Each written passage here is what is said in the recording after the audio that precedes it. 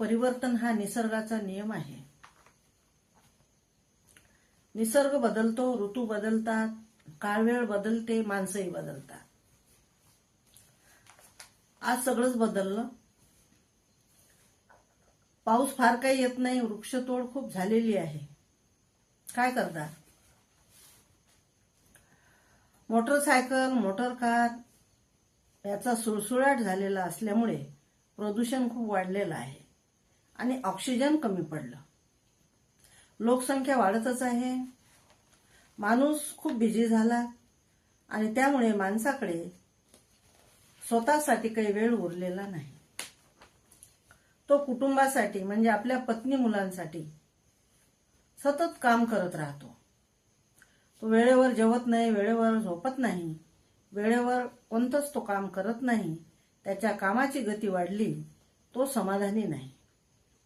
मनुष्य हा पैशाच्या मागे धावतो, तर दुसरीकडे त्याच्याजवळ इतकं पैसा मागे धावूनही पैसा उरत नाही.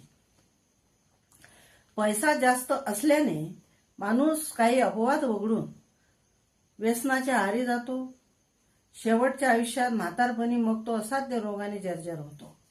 आपण हॉस्पिटलमध्ये गेलो तर पेशंटची फारच गर्दी दिसते. शासकीय दवाखाने ओस पडलेली आहेत. आज स्पेशल रोगाचे स्पेशल डॉक्टर तयार झालेले आहेत. हृदयरोग, मधुमेह, ब्रेन ट्यूमर वगैरे वेगवेगळ्या प्रकारचा कॅन्सर, मूळव्याध, भगंदर यासारख्या रोगाचं प्रमाण फार वाढलेलं आहे. दवाखान्यात गेल्यावर लघवी व रक्त तपासणे नियमित झाले आहे. त्यानंतर छाती दुखायला लागली की ECG काढणे अनिवार्य आहे.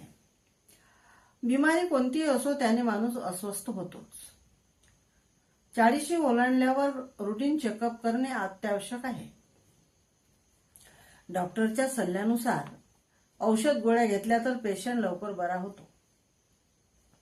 आणि पेशंटचं एक प्रकारचं डॉक्टरशी नातंच असते.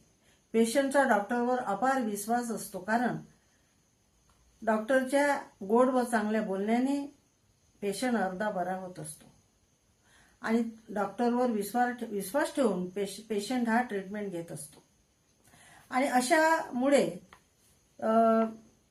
डॉक्टर जर व्यवस्थित चांगला बोलला तर पेशंट अर्धा बरा होतो आणि त्याच्या शरीराने साथ दिली तर तो लवकर बरा होतो.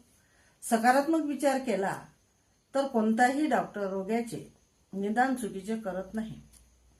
योग्य तेच निदान करून डॉक्टर हजारो लाखो रुपयांचे प्राण म्हणजे हजारो लाखो रुग्णांचे प्राण डॉक्टर हे वाचवित असतात. परंतु डॉक्टर हे काही देव नसतात.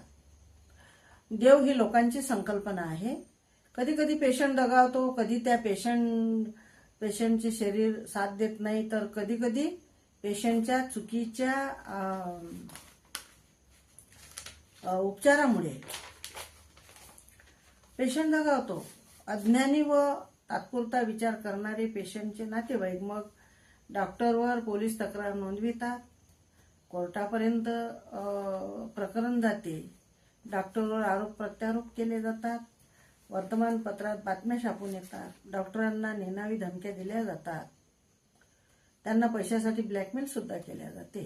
अशा प्रकारे प्रकार घडल्यास डॉक्टरांना सुद्धा खूप भीती वाटत असते.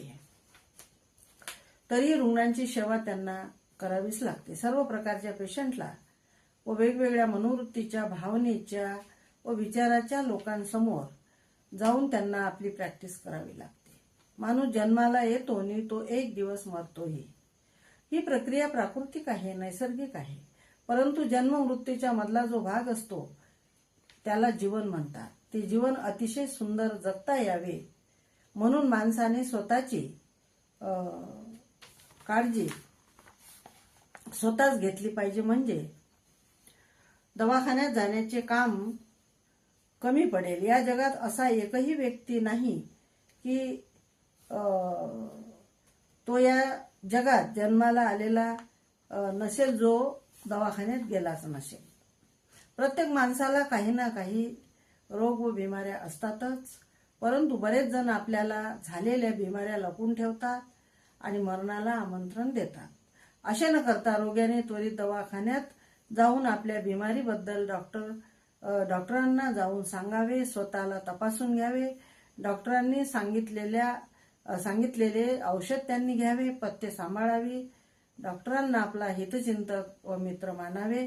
विचार, डोक्यातील भावना, मनातील भावना व डोक्यातील जे विचार आहेत ते रुग्णासह त्याच्या नातेवाईकांनी शुद्ध ठेवून आपला योग्य तो इलाज करून घ्यावा.